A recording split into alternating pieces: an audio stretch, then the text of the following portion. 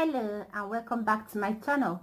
If this is your first time of clicking on this channel name, you're heartily welcome, and please do consider clicking that red subscribe button. Also click on the notification bell that pops up after you've subscribed so that you can be notified whenever I post a new video. Alright, that aside, today's video is something that I have always wanted to come to this platform and talk about. It has been one topic I have always had it in my mind to come here to talk about, and thank God that finally I have the opportunity to talk about it. The topic is about parenting. As a parent myself, I have noticed many things that we do that ruins our child's growth. There are things we do as parents, as mothers, as fathers, that ends up ruining our child's growth. Alright, today I'll tell you some of these things, some of these habits of ours as parents, as mothers, as fathers, some of these habits of ours that gives our children stunted growth or ruins their growth or their mental states. Okay?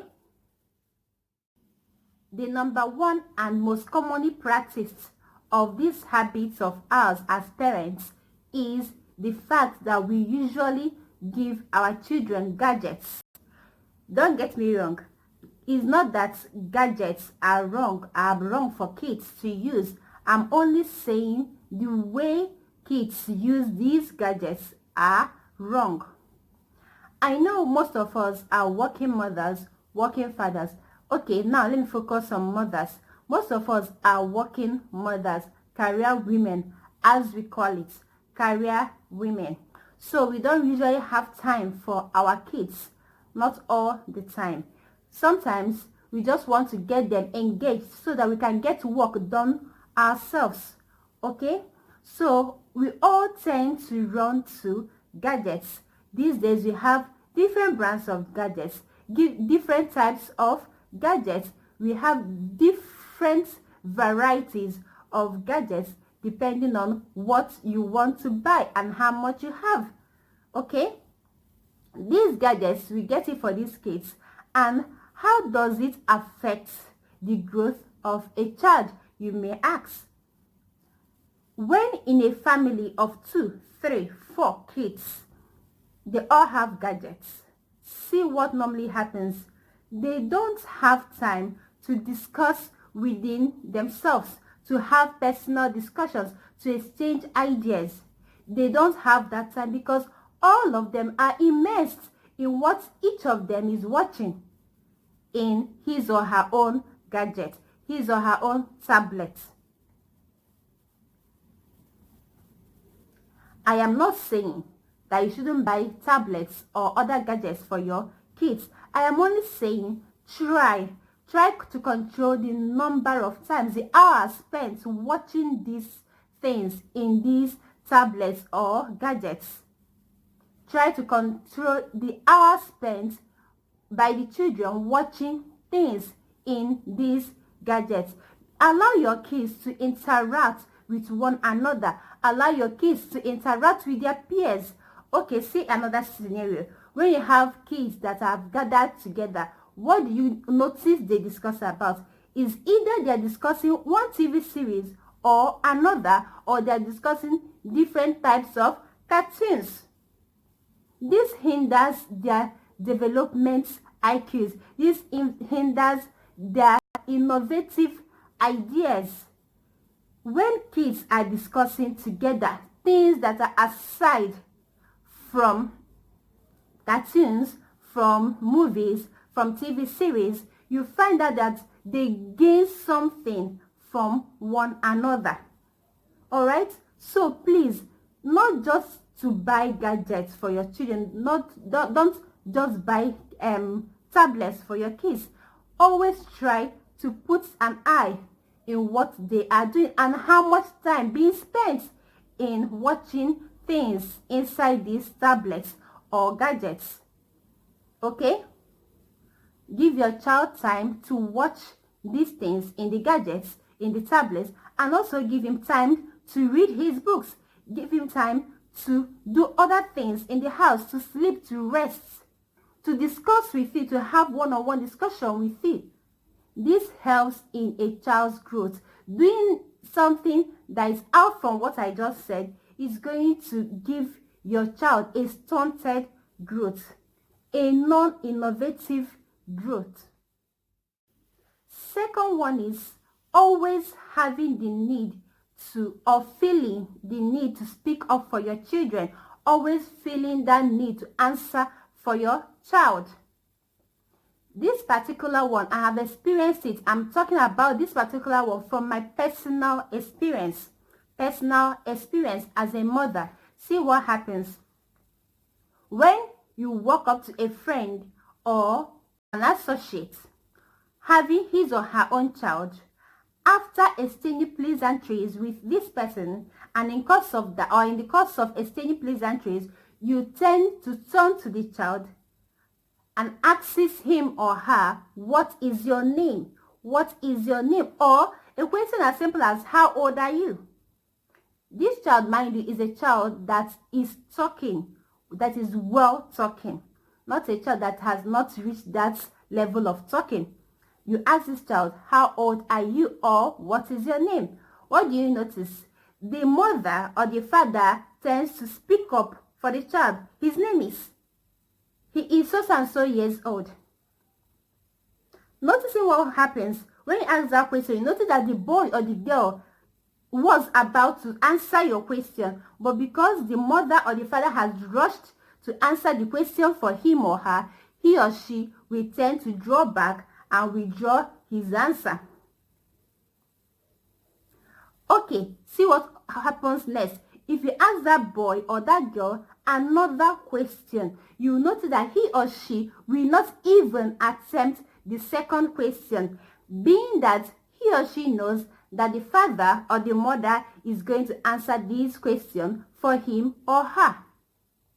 My question is, why do we always feel that need to speak up for our children, to answer simple questions being asked to our children? Why do we always rush in to answer them? Why don't we give them the chance to answer these questions themselves?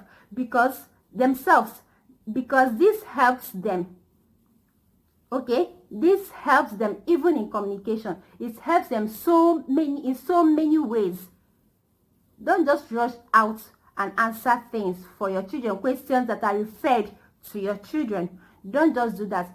Even if you think the question is more than your child, as long as you know it's not a vicious question, allow that child to answer the question and make a mistake. Then you come in as a parent, you come in as a mother or a father to correct the child lovingly. There is no harm in trial. There is no harm in in allowing your child to try to answer a question being asked to him. Allow him or her to answer these questions. Then if there's a mistake he or she made along the way, along the line of answering this question, then you can come in and answer the question and correct the mistake. Alright? The third one is that we always allow our children to shy away from their responsibilities, from responsibilities that they are supposed to do, to take care of. These days, not these days, because before our mothers and our fathers have helps, so we also have helps. So it's not that we invented house helps. No, house helps has been there long before we were born. But my problem with this house help of a thing is that because we have house helps, we give everything, every chores in the house to these house helps. And we are in the house, we have 2 years, 3 years, 4 years and above, 7 years, 8, 12, 15, 16 and above years old in the same house. We don't delegate any duty, any chores to these children. We don't do that. You have a 7-year-old boy or girl in your house and you cannot tell him or her to get you a glass of water. You cannot tell him or her to wash his panties, his socks. You cannot tell him or her to wash the plates he ate with. Everything house help. Everything house help. Your 7-year-old boy or 6-year-old boy cannot sweep a small portion of a small area. It is not right. It is not good. I remember while growing up, we also have house helps. But what does my mom do? She will also, as she is delegating duties to these house helps, she's also delegating duties to us according to your age. No one is left behind. From 2 years old, according to your age. So why do you feel the need? Why do you think that because they have house help, your child should do nothing? It doesn't help him or her at all. It doesn't do that.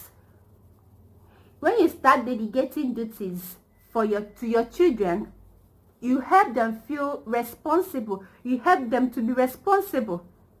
This goes a long way in helping them socially, academically, mentally, and spiritually in future. From 2 years old and above, delegate duties to your children according to their age. Don't give a child something that is too much for him or her to do. No, don't do that. But give a child something you know that as at this age, you are supposed to be doing this. If you cannot do it, then teach him, or you tell your house help to teach him, or you tell him or her to look at what the house help is doing and do the same. Alright, the fourth one.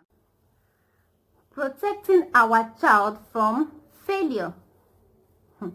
Protecting our child from failure, or protecting our children from failure.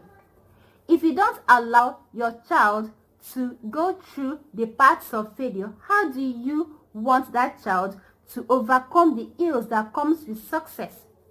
If you're a successful woman or man, you understand that success doesn't just come like that. And even eventually you become successful, you still go through hurdles in life.